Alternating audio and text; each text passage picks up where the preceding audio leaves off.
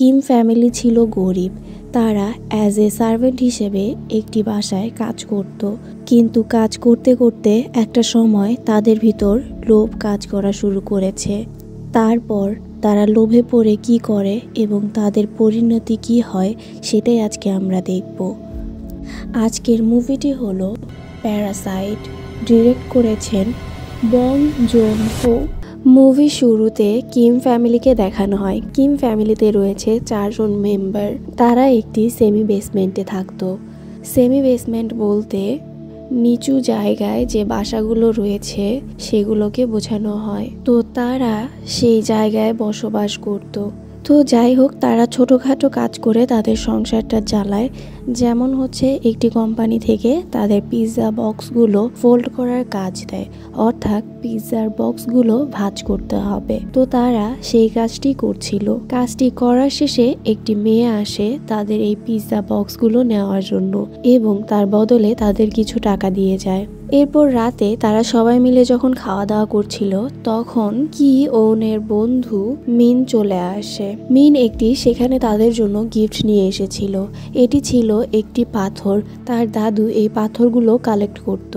আসলে বাসায় ডেকোরেশনের জন্য এই পাথরগুলো ইউজ করা হয়, কিন্তু তাদের কাছে মনে হলো এই পাথরটা না দিয়ে যদি তার বন্ধু কিছু খাবার নিয়ে আসতো এতেই বেশি তারা খুশি হতো। যাই হোক, এটি মিনকে তারা বুঝতে দেয় না। এরপর কিওন এবং মিন দুজন মিলে বাহিরে খাবার খেতে চলে যায়। তখন মিন তাকে জানায় যে সে বাহিরে চলে যাবে পড়াশোনার জন্য এবং সে একটি মেয়েকে টিউশনি করাতো, অর্থাৎ প্রাইভেট পড়াতো। তো সে যেহেতু এখন বাহিরে যাচ্ছে, সে তাকে আর পড়াতে পারবে না, তাই যেন তার বদলে কিওন তাকে পড়ায়। কিন্তু কিওন টাকার জন্য পড়াশোনা কন্টিনিউ করতে পারেনি, অর্থাৎ সে গ্র্যাজুয়েশনটাও কমপ্লিট করতে পারেনি। তো মিন এখানে জানায় কি জুং যেন তাকে একটি নকল সার্টিফিকেট বানিয়ে দেয় এবং সে রেকমেন্ড করবে যেন তারা কিওনকে তার বদলে অ্যাজ এ টিচার হিসেবে তাদের বাসায় রেখে দেয়, তাহলে সে এই কাজটি পেয়ে যাবে। এরপর ঠিক তেমনটি করে। কিওন রাজি হয়ে যায় এবং এর পরের দিন সে চলে যায় ইন্টারভিউ দেওয়ার জন্য।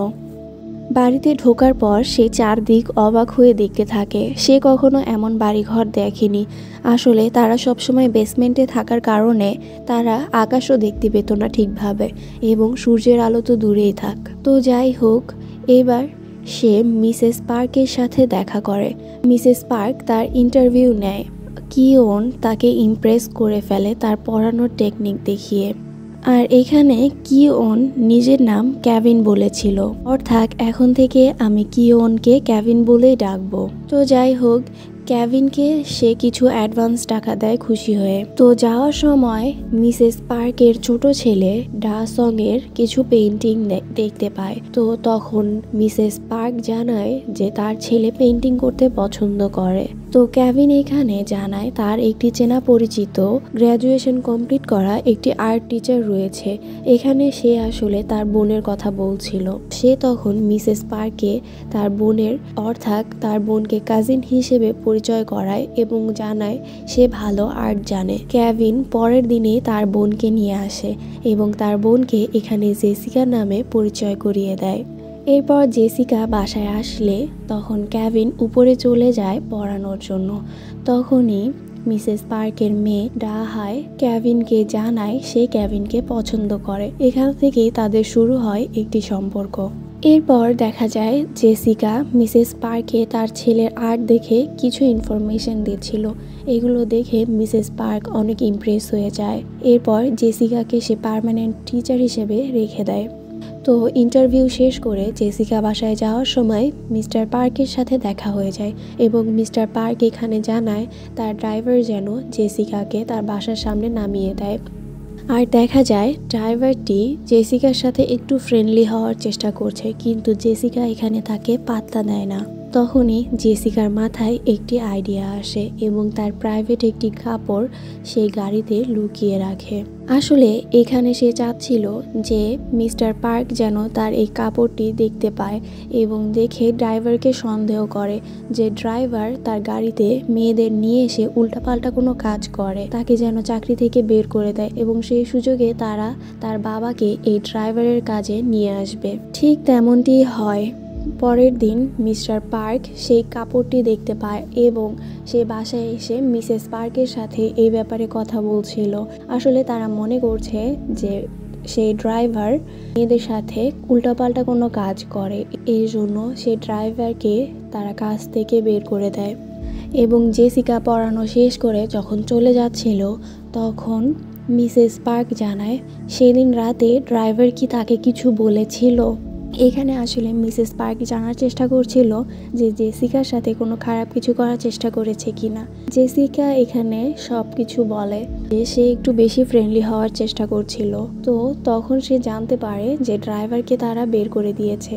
তখন জেসিকা জানায় তার চেনা পরিচিত একটি আঙ্কেল রয়েছে যে কিনা ড্রাইভিংয়ের কাজ জানে। আসলে আঙ্কেল বলতে সেখানে তার বাবাকে বুঝিয়েছে। তার বাবা এখানে ড্রাইভিংয়ের কাজ জানতো না, তো সে ড্রাইভিং শিখে নেয়। এরপর চলে যায় মিস্টার পার্কের সাথে দেখা করার জন্য। মিস্টার পার্ক তাকে পার্মানেন্টলি জবে রেখে দেয়। এবার তারা তিনজনে এই বাসার সার্ভেন্ট হিসেবে কোনো না কোনো কাজ করছে।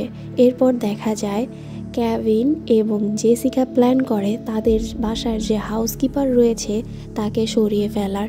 সেই হাউসকিপারের উইকনেসটা তারা বের করে। সেই হাউসকিপারের পিচে সমস্যা ছিল এবং মিসেস পার্কের ফ্যামিলিতে এই পিচ ফল খাওয়া পুরোপুরি নিষেধ ছিল। হাউসকিপারের উইকনেস জানার পরে এবার জেসিকা এবং কেভিন মিলে প্ল্যান করে পিচ ফলের যে উপরের অংশগুলো রয়েছে সেগুলো তারা বাতাসের মাধ্যমে সেই হাউসকিপারের গায়ে ছড়িয়ে দিবে। ঠিক তেমনটি করে। কেভিন যাওয়ার সময় সেই হাউসকিপারের গায়ে সেই পিচ ফলের একটু অংশ ছড়িয়ে দেয়। তারপর তারা সবাই মিলে প্ল্যান করে তারা মিসেস পার্ককে জানাবে যে হাউসকিপারের টিবির সমস্যা রয়েছে। টিবি অর্থাৎ যক্ষ্মা। তারা সেই কাজটি করে। এরপর মিসেস পার্ক সেই হাউসকিপারকেও বাসা থেকে বের করে দেয় এবং অ্যাজ এ হাউসকিপার হিসেবে কিম চুংকে কাজে রেখে দেয়। কিম চুং হলো কেভিন জেসিকার মা। এখন দেখা যায় তারা পুরো পরিবার মিসেস পার্কের বাসায় কাজ করা শুরু করে দিয়েছে। কিন্তু পার্ক ফ্যামিলির কেউই জানে না তারা যে একে অপরকে চেনে। এরপর মিসেস পার্ক এবং মিস্টার পার্ক বাসায় আসলে তাদের ছোট ছেলেটি জানায় যে কিম এবং কিম চুংয়ের শরীর থেকে একই গন্ধ আসে এবং জেসিকার শরীর থেকেও একই গন্ধ আসে। তখন মিসেস পার্ক এবং মিস্টার পার্ক এই ব্যাপারটি বেশি একটা গুরুত্ব দেয় না। আসলে তাদের শরীর থেকে গন্ধ আসার কারণ হচ্ছে তারা একটি বেসমেন্টে বসবাস করে এবং সেই বেসমেন্টে বসবাস করতে করতে তাদের শরীরে এক প্রকার গন্ধ চলে এসেছে। তো যাই হোক, পার্ক ফ্যামিলি একটা ক্যাম্পিংয়ের জন্য প্ল্যান করে। তো তারা সে ক্যাম্পিংয়ে চলে যায়। তখন দেখা যায় কিম ফ্যামিলি তারা বাসায় না গিয়ে তারা পার্ক ফ্যামিলির বাড়িতেই রয়েছে এবং তারা সেখানে নিজেদের মতো বসবাস করছে। অ্যাকচুয়ালি এখানে দেখে মনে হচ্ছে এই বাড়িটি যেন তাদের। আসলে তাদের মধ্যে এখন একটু লোভ কাজ করা শুরু করেছে। তারা এই বাড়িটাকে নিজের বাড়ি মনে করছে। তারা মনে করছে এই সব কিছু তারা ডিজার্ভ করে। তো তারা রাতে আড্ডা দিচ্ছিল সবাই মিলে। তখনই দেখা যায় দরজার সামনে কেউ চলে আসে, কেউ বেল বাজাচ্ছে এবং সেটি আর কেউ নয়, সেটি হচ্ছে আগের হাউসকিপার। সেই হাউসকিপারটি তার কিছু জিনিস নিতে এসেছে। তাকে তো হঠাৎ করে বের করে দেওয়া হয়েছে, এর জন্য সে প্রপারলি তার জিনিসগুলো নিতে পারেনি। তো তখন তারা সবাই লুকিয়ে পড়ে। শুধুমাত্র কিম চুং দরজাটি খোলে। হাউসকিপার জানায় তার কিছু জিনিস বেসমেন্টে রয়েছে এবং সে কিচেনে চলে গেলে সে সেখানে একটি সিক্রেট বেসমেন্ট দেখতে পায়। কিম চুং অবাক হয়ে জিজ্ঞেস করে এই বেসমেন্টটি কিসের, এবং তারা ভিতরে গিয়ে দেখতে পায় সেখানে একটি লোক রয়েছে। এই লোকটি আসলে হাউসকিপারের হাজবেন্ড ছিল। হাউসকিপার তার হাজবেন্ডকে দীর্ঘ 4 বছর ধরে এখানে লুকিয়ে রেখেছে। সে এখানে লুকিয়ে থেকে তাদের খাবার চুরি করে খায়। পার্ক ফ্যামিলি এই ব্যাপারগুলো জানে না। তো যাই হোক, এই সব কথা কিম, কেভিন, জেসিকা আড়াল থেকে শুনছিল। তখন তারা হঠাৎ করে নিচে পড়ে গেলে তখন হাউসকিপার তাদের দেখতে পায় এবং তারা সাথে সাথে বুঝতে পারে যে এখানে অ্যাকচুয়ালি কী ঘটছে। তখন সে তার ফোনটি বের করে ভিডিও রেকর্ড করে নেয় এবং এটি দিয়ে তাদেরকে ভয় দেখাতে থাকে যে সে বলে দিবে মিসেস পার্ককে এরা অ্যাকচুয়ালি একই ফ্যামিলির মানুষ। একটু পরে মিসেস পার্ক কিম ওনকে ফোন দেয় এবং সে জানায় তারা বাড়িতে ফিরছে, কারণ বৃষ্টির কারণে বিচে ক্যাম্পিং করার মতো অবস্থা নেই। তখন হাউসকিপারকে এবং তার হাজব্যান্ডকে বেসমেন্টে আটকে রাখে এবং তারা সবাই নিজের মতো লুকিয়ে পড়ে। তখন হাউসকিপারের হাজব্যান্ড লাইট অন অফ করে একটি সিগন্যাল পাঠাতে থাকে। আসলে এটি এক ধরনের কোড, যেটি কিনা লাইট অফ অন করার মাধ্যমে ভাষায় ট্রান্সলেট করা যায়। এই বিষয়টি কিম দেখতে পায়। এখন রাত গভীর হলে দেখা যায় ডা সং বাহিরে নিজে নিজে ক্যাম্পিং করে রয়েছে এবং মিসেস পার্ক এবং মিস্টার পার্ক তারা ডাইনিং রুমেই শুয়ে পড়ে।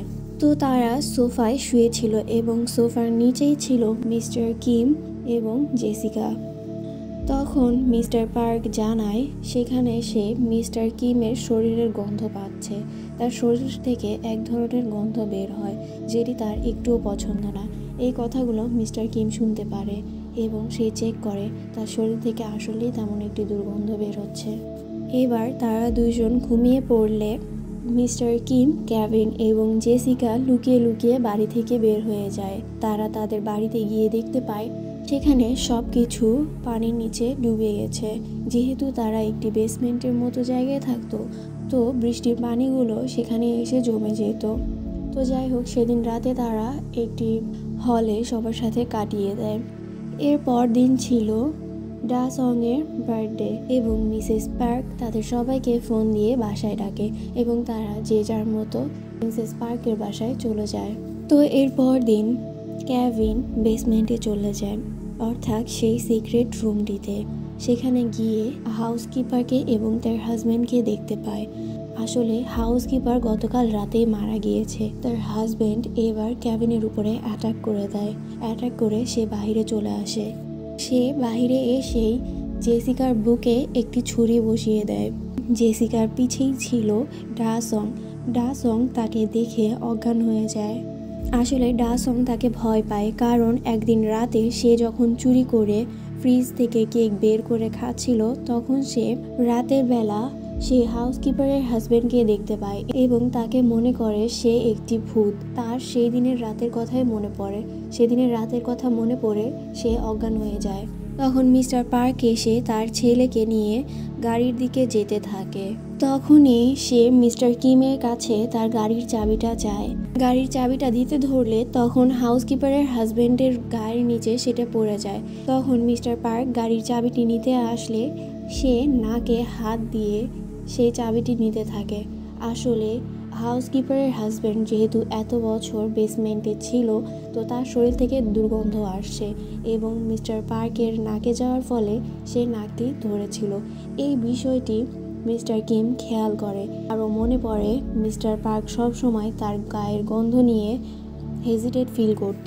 এই ব্যাপারটি মিস্টার কিমের কাছে খারাপ লাগলে তখনই সে মিস্টার পার্কে ছুরি মেরে হত্যা করে। এরপর সিন এখানেই কাট হয়ে যায়। এরপর দেখা যায় কেভিনকে। কেভিন হসপিটালে ছিল, সে অনেকটাই সুস্থ হয়েছে। সে মাঝে মাঝে সেই বাড়িতে চলে যায়। সেই বাড়িতে দেখা যায় সেখানে একটি নতুন ফ্যামিলি শিফট হয়েছে। তারপর সে দেখতে পায় সেখানে লাইট অন অফ হচ্ছে। সে বুঝতে পারে এখানে কোনো একটি কেউ সিগন্যাল দিচ্ছে। সেই সিগন্যালটি সে ডিকোড করে জানতে পারে সে তার বাবা তাকে সিগন্যালটি পাঠাচ্ছে। সেদিন আসলে মিস্টার পার্ককে খুন করার পরে মিস্টার কিম সেই বেসমেন্টে চলে যায় লুকিয়ে থাকার জন্য।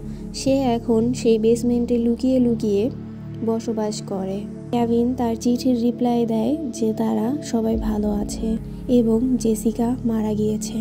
তার বাবাকে জানায় সে একদিন এই বাড়িটি কিনে নেবে এবং সেই দিন তার বাবা মুক্ত হয়ে সেই বাড়িতেই ঘোরাফেরা করতে পারবে। মুভিটি এখানেই শেষ হয়ে যায়। মুভিটি কেমন লেগেছে কমেন্ট করে জানাবেন। আজকের মতো এতটুকুই। আবারও দেখা হচ্ছে নেক্সট ভিডিওতে। ততদিন ভালো থাকবেন। আল্লাহ হাফেজ।